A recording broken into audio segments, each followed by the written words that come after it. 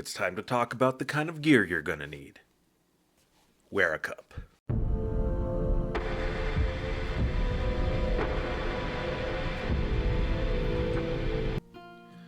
Hello there everyone, and welcome back down here to the Gamer's Den with me, your host, Jordan, your master of lore and storyteller extraordinaire. Moving on from the spell guide portion of our look at the first edition Pathfinder Cleric, going on to equipment. Now, the equipment guides are always fun for me, but for some of you, you may notice that some of these are repeats from previous class guides, but many of these items are items that are going to be useful for just about any class out there. But I do try to bring in some other interesting things, some things that don't always get talked about or mentioned, or are specifically useful to each class.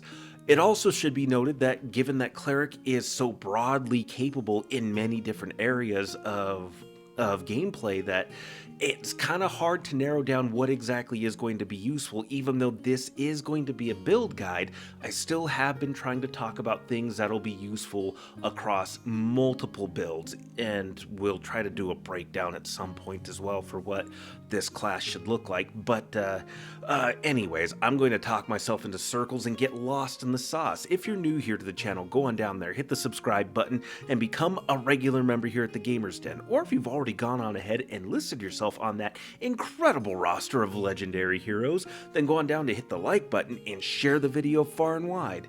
Now, let's go ahead and just start diving into this here. And the first piece of equipment covered is one that it's going to be something that just about every adventurer has. It's your weapon. Now, your weapon options are going to be a bit impacted by your deity of choice, because bear in mind that you are proficient with all simple weapons, and something like a heavy mace or a morning star, those are going to be really solid standbys. But depending on your deity's favored weapon, you may have some other options out there. Or if you're not following a deity, you're following a pantheon or a concept or ideal, some other means that you and your DM have agreed give you access to divine magics, you may open up a pretty broad field of choices here. And I would recommend, at least with a build like this where we are focusing on our spell casting and then having melee combat as our secondary, potentially as a midline fighter type character. You know, you're not the first one into the midst of a fight because you have spell casting to do, but you can jump in there and wade into the thick of the battle with the rest of them after you've gotten buffs laid out, after you've summoned, done a bit of battlefield control. Or if you're trying to stay kind of in the middle, close to the squishier backline characters, you're going to be more capable at protecting them, particularly, again, with your summoning options available, to say nothing of the bonus spells you get from your domains and your domain powers. So take all of this with a little bit of a grain of salt, and be ready to adapt and adjust as you go along. But for this, we are going to assume that you have a great sword. This will be your main weapon. This deals 2d6 plus 1 plus your strength and another half. So if you have a 14 for your strength, that's a +2 bonus. You get to add another +1 on top of that for a total of +3. This crits on a 19 to 20 for a roll on a d20, and it deals double damage on a confirmed crit. And the reason why we're going with the greatsword is because of that bonus to your damage output through your strength. This also pairs really nicely with the fact that we are picking up the power attack feat with this. This helps to boost our damage output pretty effectively. Now, you're not going to do as much damage as a fully dedicated fighter, barbarian, or paladin, but you're going to do respectable damage, especially if you have equipment to support it and are using your spells to buff yourself up, especially if you're increasing to a large size, stacking on a size bonus to strength along with an enhancement bonus, and you can put out some very respectable numbers with a minimal feat investment. Now, as far as enhancements that you want to get onto your weapon, Alignment-based enchantments should be built around what you're fighting. So if you're fighting evil creatures, which is going to be a bulk of campaigns, Holy is going to do wonders. If you're fighting a lot of chaotic enemies and you're not chaotically aligned yourself, a lawfully aligned enhancement is going to be great. That's going to be an additional 2d6 damage that you're throwing out there to your opponents. Also look at the speed enhancement. This counts as a +3 bonus, but on a full attack, make an extra attack at your full base attack bonus. Given that we have an okay attack bonus progression, we're not putting out as many attacks as a fighter. This helps to solve that issue though, and can be incredibly useful for you, especially since it's at your full attack bonus. This is at your best attack bonus possible, giving you the best odds of being able to successfully hit with multiple attacks. Then another one to consider is impervious. Now, instead of counting as an enhancement bonus, which you're limited to a total of +10 maximum through a combination of just the generic enhancement bonus, the magic enchantments that make it a +1, 2, 3, 4, or 5 weapon that count towards your attack and damage, or just getting all the different enchantments put onto your weapon for these additional effects like speed or conductive. Impervious just costs money. This makes your weapon immune to natural or magical means of rusting, warping, rotting, and makes the weapon harder to break as well, along with a little bit more there, but those are the main things right there. This will help to keep your weapon safe, in good condition, and immune to random means of having your weapon destroyed or removed. Now, the conductive enhancement is going to depend quite a bit on your build. We'll get into why in just a moment. This counts as a +1 bonus on an attack that hits. Send a touch attack, spell-like ability, or supernatural ability through the weapon to affect the target. Now, why this depends is that because your spell-like abilities or supernatural abilities, those are going to be coming through your domain abilities. Like if you picked up the Madness domain, which we covered in this guide, it's that Visions of Madness where you get to pick what is it? Skill checks, saves, or attacks to get 1/2 your cleric level as a bonus, where the 2 other options you don't pick out take 1/2 your cleric level as a penalty. So hitting your opponent with that would be pretty destructive. But there are a lot of domains where their abilities are more about affecting you and your allies in a positive fashion, usually not requiring you to hit them, unless something's gone totally awry. But if you're not using a build that has debuffing effects that you can do as a touch attack to hit your opponent with, conductive's not really going to work for you. But for when you do, conductive is going to work wonders and be pretty useful. Just bear in mind that if you have limited uses, using the conductive enchantment this way to put your touch attack ability through to a target is going to take 2 uses of that instead of 1. Then going on from there, you're going to want to pick up full plate, especially since I believe it was around level 7. We want to look at taking heavy armor proficiency so we can wear full plate. This gives you a +9 armor bonus, a max dex bonus of +1, and an armor penalty of 6 to a number of different skills like climbing, swimming, things like that. Your speed is also going to be reduced down to 20 feet, unless you're a dwarf, in which case you're already moving at 20 feet per round, and this won't drop any further. Now, enhancements to look at putting on here, determination is always going to be worth it, even though this costs 30,000 gold pieces. Once a day, when you hit 0 hit points, this will auto-cast a Breath of Life spell on you. Breath of Life, it should be noted, is something that you do have in your spell list. And I believe it was Gordon McInnes that commented saying that Breath of Life is worth considering. There may have been other commenters as well. I apologize if I'm misremembering or forgot to mention you here, but this is worth having. Everybody in the party, if you can afford it, should have this on their armor. This is going to be incredibly useful. So is the Restful enhancement. This is going to cost 4,500 gold pieces. This makes it so you only need 2 hours of rest and do not become fatigued if you sleep in this armor. This is going to be very useful because full plate takes time to put on. And you can put it on quickly, but it's not going to give you the same amount of bonus, and even then, trying to put it on hastily, trying to don the armor hastily, is going to take some time in and of itself. Not having to worry about that so much can be useful, especially if you're in a situation where you're not going to be able to be entirely sure that you're resting in complete safety. Next, we have spell dodging. Now, this counts as a +2 bonus. This gives a +4 dodge bonus to armor class against attack rolls from spells, spell-like abilities, touch spells, and summoned creatures. That's going to be really nice, especially since we have a poor dexterity score and we're in heavy armor to boot. Touch attacks are going to be pretty dangerous for this kind of a cleric. Aside from the fact that, you have magic to help protect yourself to ward things away, touch spells can still be incredibly dangerous, and also warding away attacks from summoned creatures is nice as well. So this can be incredibly invaluable to you. But going on from weapons and armor, although there are other weapons to certainly take and consider, like, for example, given the number of spells that the cleric has access to that can make them large size or even larger potentially, depending on what your DM allows you to do, going with a polearm can be incredibly useful too, because the size of your equipment also increases. So say you have a polearm that gives you 10-foot reach.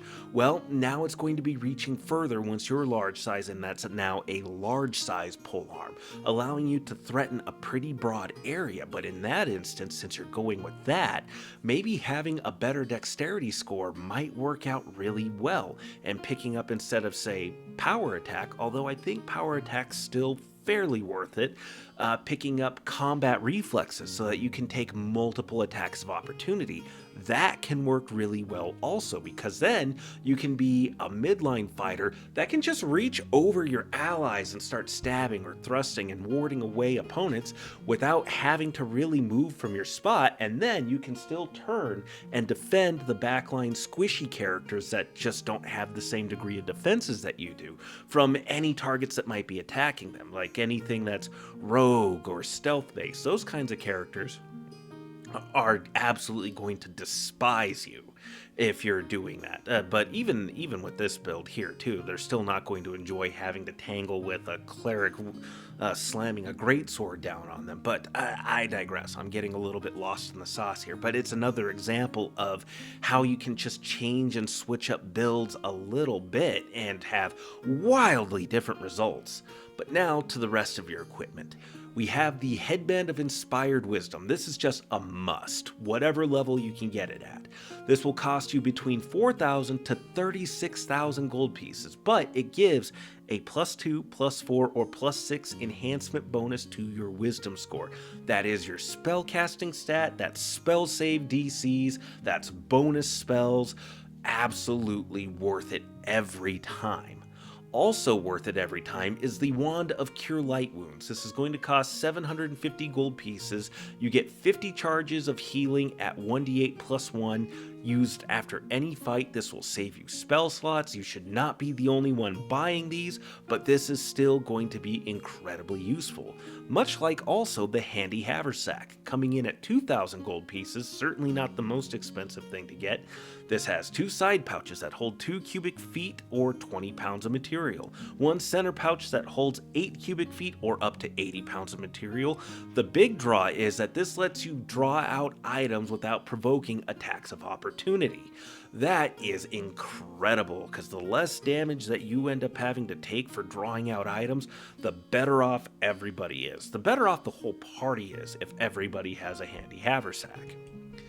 Next, consider grabbing a Belt of Giant Strength if you have opportunity to, and don't be afraid to wait for the fighter, barbarian, whoever the frontline melee character is, to be done with their first version. Take the hand-me-down if you can. These will cost between 4,000 to 36,000 gold pieces and give a +2, +4, or +6 bonus to your strength score, and that's an enhancement bonus, so that's not going to stack with, say, Bull's Strength as an example. But because of spells like Bull's Strength, this can be an instance where you're okay waiting a while. But still having one that gives you a +2 bonus means maybe you don't need to worry about having Bull's Strength ready to go all the time, because bear in mind, melee fighting is kind of a secondary or emergency situation. Some of the first things you want to be doing are battlefield control, summoning, or any kind of buffing that needs to happen. So summoning, battlefield control, buffing, those kinds of things are going to be the primary consideration, because those have a much greater, much more immediate and faster impact on how the fight's going to go than whether or not you're dealing as much damage as possible in melee. Because the fighter, the barbarian, whoever, because they're the frontline fighters, their melee damage is going to be a little bit more important. But anyways, you get the idea. But this is still something that's worth considering looking at, especially if you get a +4 bonus, because then you're set. Then you never have to worry about Bull's Strength again. Also, consider getting a Belt of Physical Might, if you are fortunate enough that the rest of the nobody else in the party needs it. This will cost anywhere between 10,000 to 90,000 gold pieces, depending on if it gives you the +2, +4, or +6 enhancement bonus. You want the Strength and Constitution version. So getting a +4 bonus to Strength and Constitution, fantastic. That's a boost to your Fortitude saves, that's a boost to your hit points, that's a boost to your damage and some of your Strength-based skills, any Constitution-based skills. I think there's only one. No, I might be mixing up additions there. But point is, the Belt of Physical Might, that is definitely a wish list item. If you get it, great. If not, you're fine. You're probably going to be just fine with a secondhand Belt of Giant Strength, if we're being honest.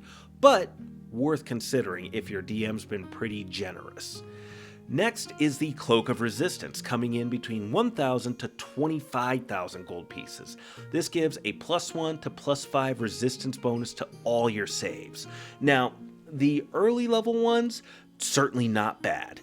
But as you advance, you can probably kind of skate by. Again, you have a lot of spells and means of getting around a lot of threats to you. But once you hit the +3 to +5, since that's giving a bonus to all of your saves, it's going to be pretty worth it. Definitely pretty worth it to have. Then we also want to look at the Ring of Protection. These will cost anywhere from 2,000 to an incredible 50,000 gold pieces. This gives a +1 to +5 deflection bonus to your armor class. This also counts towards touch AC as well, helping layer on a bit more protection there. That is going to be very important. And because it's a deflection bonus, if you have the spell dodging enhancement put onto your full plate, that +4 dodge bonus is going to stack with this deflection bonus. So if you have a +3 deflection bonus, you're looking at a +7 bonus total towards touch attacks. Now, that's still not as good as the what the plate armor gives to other attacks, but considering touch attacks normally get around that, this is going to work out pretty nicely, and touch attacks can be incredibly devastating. Next are the Pearls of Power, coming in anywhere from 1,000 to a staggering 80,000 gold pieces. 1 day use for a pearl to recall one prepared spell of appropriate level up to 9th, or 2 spells of different levels that are 6th level or lower. So a 6th level spell, 5th level spell, 6th level, or 3rd level, whatever the combination is, in cases of pearls with 2 spell options on them. And those are going to be some of the most incredibly expensive, but can definitely be very, very useful, especially since some spells are just going to be useful, almost useful no matter what your level is, like Magic Vestments. That tops out at a +5 bonus to your defense at level 20, so that's a first level spell. Yeah, first level spell that is giving you bonuses to your defense. It may not be your everyday use, but if you're in a situation where you're not in your armor, you can't hastily don it, well, now you at least have a little bit of added protection there. And throwing on the Ring of Protection to boot, if you have a +4 from that, well, now you're sitting at a +9 at level 20 towards your defenses, along with whatever else you may have in place. So definitely worth looking at and considering. Pearls of Power, any level of them, whatever cost you pay, or if you're fortunate enough to find them, awesome to have. Then we have the Dusty Rose Prism Cracked. It's only going to cost you 500 gold pieces, but it gives you a +1 competence bonus to your initiative score, which is going to be handy because we're definitely lacking in the initiative department with this build. We don't have improved initiative, we have a low dexterity score, we're not going to be the fastest on the draw. This helps to mitigate that somewhat. It's not the most amazing bonus, but it's a great bonus to have where it counts. Then, a classic that I like recommending for summoning builds, it's the Rod of Giant Summoning. This will cost anywhere from 3,000 to 24,500 gold pieces. 3 times a day, summoned creatures gain the Giant Creature template. The Lesser Rod affects 3rd level and lower spells that summon. Standard affects 6th level spells and lower. Greater affects 9th level spells and lower. So if you can find Greater, awesome. If you can buy it, also awesome. Expensive, but awesome. But as we've seen with some of these other items, even the Greater version is not necessarily out of the question when it comes to the cost of it. But an item that won't break the bank for you is the Eyes of the Eagle. This gives a +5 competence bonus to perception checks. Now, perception is the most rolled skill in the game. It's not a class skill for us, and we don't have a lot of skill points to spread around, so these are going to be very useful. But also, just bear in mind that these can conflict a little bit if you don't have a magic means of giving yourself some kind of dark vision or low light vision, then these might conflict if you're playing a human or another type of creature that doesn't have a unique or an enhanced kind of vision. Then any goggles or glasses or whatever kind of item you have that is going to provide that for you to help you in situations where you're operating in the dark, well, Eyes of the Eagle will conflict with that a little bit, but at a certain point you will have other magic means of getting around that. If your DM is willing to allow you to do a little bit of homebrew with them, maybe you can combine Eyes of the Eagle with an enchantment that also provides dark vision. But definitely Perception, most rolled skill in the game, getting a +5 competence bonus to it is awesome to have.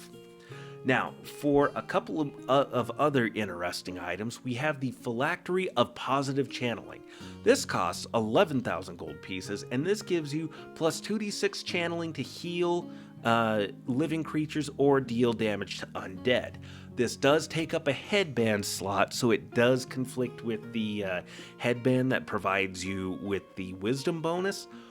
But if you're in a campaign, or if you're playing a build that is focusing on channeling more than your spell casting, this may well be worth it. I still think that being able to switch and change the items around as needed may be a good way to go, but this is definitely going to be worth it, particularly in campaigns where you're dealing with a lot of undead, because having a Nova effect to just damage everything around you, even if it's just chaff enemies like basic zombies or skeletons, or their slightly more advanced versions, throwing out an extra 2d6 points of damage to nail those suckers and put them back into the dirt where they belong is going to be very valuable in that situation. But again, just play around with it a little bit and get your equipment based off of the needs of your campaign. And another item to look at is the Gauntlet of Rust. This costs 11,500 gold pieces. 1 time a day, use Rusting Grasp on an item, especially and only a metal item. This also protects your equipment, any equipment you're wearing or carrying, from rust attacks, like from a rust monster as an example, or somebody else using rusting grasp on you and your equipment. That can be really useful, but it is situational because not everybody's using rusting grasp, not everybody's being attacked by rust monsters, and even then, it's probably not going to be an incredibly frequent occurrence unless your DM is being cruel or there's something specific to the situation and adventure and story at hand that's being told. But all in all, this is still going to depend, and there's plenty more items out there like Daern's Instant Fortress. I believe in Pathfinder it's actually just the Instant Fortress where you throw down a little figurine tower, place it, and speak the magic word, and it erupts into this fortified tower that you and your allies can rest and take shelter in. It's stocked, it's provisioned. It's not provisioned with amazing stuff, but it's still provisioned, supplies, and somewhere dry and relatively warm to sleep, and that can be incredibly useful. Also, very, very clever usage of that can be devastating for some campaigns. Like, I don't know, if you're on an airship, having a massive stone tower suddenly erupt on that might deal a significant amount of damage to that airship. And then there's things like snap leaves, which are something that everybody should have. They're not super expensive. They're a couple hundred gold pieces. I want to say maybe 700, 500. But if you're falling, you snap it. Now you can just float gently, safely to the ground, like a leaf on a wind, or on the wind. Watch how you soar. Just, don't let the reavers clean their spears by running them through the wash. But what do you think? Go on down to the comments below and let me know your thoughts. Did you like today's video? Did you dislike it? Let me know your thoughts down below, and what other items might you recommend out there for your fellow gamers? And certainly there's amulets and necklaces that should be talked about. There's more rings, anything that gives you regeneration, additional spells to cast. Your great sword or whatever weapon you have could be enchanted with spell storing so that you can have an emergency spell ready to go in the moment with your weapon. There's many, many, many ways to go with this. And again, a lot of it just depends on really how you're building your character overall. So let us know your thoughts in the comments down below, what items you might recommend so that we can engage in discussion. Hit those like or dislike buttons either way. And remember, if you've made it this far, you must have enjoyed something. So why not go down there, hit that subscribe button, and join us here at the Gamers Den. But with all that said, I've been your host, Jordan, your master of lore and storyteller extraordinaire. My squeaky chair has been here keeping me company. Thank you all so very much for your time. Good gaming to you all, and you all have yourselves a good night.